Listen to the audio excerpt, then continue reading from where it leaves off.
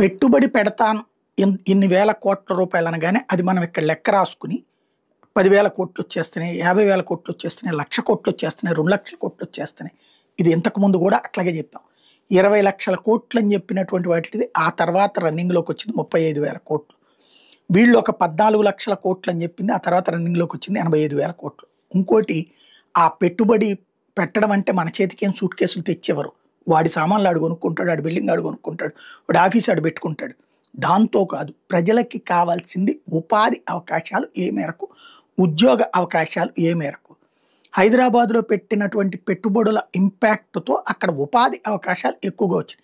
For example, ఈ software కంపెనీలు వీటన్నిటి వలన ఏమైంది, అందులో పనిచేసే వాళ్ళ జీతాల ఎక్స్పెండిచర్ని దృష్టిలో పెట్టుకుని అక్కడ బ్రాండెడ్ బట్టల దగ్గర నుంచి బ్రాండెడ్ కార్లు, బ్రాండెడ్ బైకులు, అలాగే రెస్టారెంట్లు, అలాగే పబ్బుల ఇట్లాగా వ్యవస్థ వాటిట్లో పనిచేసేది. అట్లాగే దాన్ని ఏమంటారు, గెస్ట్ హౌస్లు అందామా, హోటల్స్ అందామా, తర్వాత రూమ్స్ అందామా, ఇట్లాంటి అనేక వాటన్నిటి ద్వారా ఉపాధి. వాస్తవంగా 6 లక్షల మంది అక్కడ ప్రత్యక్షంగా ఉద్యోగాలు చేస్తుంటే దాదాపు 60 లక్షల మంది వాళ్ళ మీద ఆధారపడి బ్రతుకుతున్నటువంటిది అక్కడ.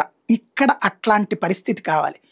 అది వైజాగ్లో సాకారం అయ్యేటటువంటి అవకాశం ఉంది. రేపు క్వాంటమ్ ఇది కనుక ఇక్కడ కూడా సక్సెస్ అయితే ఇక్కడ కూడా అవకాశాలు వస్తాయి. ప్రస్తుతానికైతే మనం సాధ్యమైనంత వరకు అంకెల ఆర్భాటం కాకుండా ఉపాధి ఉద్యోగం నేను 1,50,000కి ఇప్పించాను, 2 లక్షలు ఇప్పించానంటే ప్రజలు ఎవరూ నమ్మరు. ఎందుకంటే ప్రైవేట్ కంపెనీలో సాధించే ఉద్యోగం వ్యక్తి గొప్పతనం, వ్యక్తి స్కిల్ మీద ఆధారపడి ఉంటుంది. కానీ ఆ కంపెనీ ఇక్కడికి రావడం వల్లని నమ్మరు జనం. సరే, మనల్ని నమ్మేవాళ్ళు నమ్మచ్చు. ఇది గుర్తుపెట్టుకోవాల్సి ఉంది. ప్రజలకి ప్రత్యక్షంగా ఏమి లబ్ధి చేకూరుస్తాం అన్నటువంటిది ఇక్కడ ముఖ్యం. అంటే నేను చెప్పేది సంక్షేమ పథకాల గురించి, ఉపాధి ఉద్యోగ అవకాశాలు.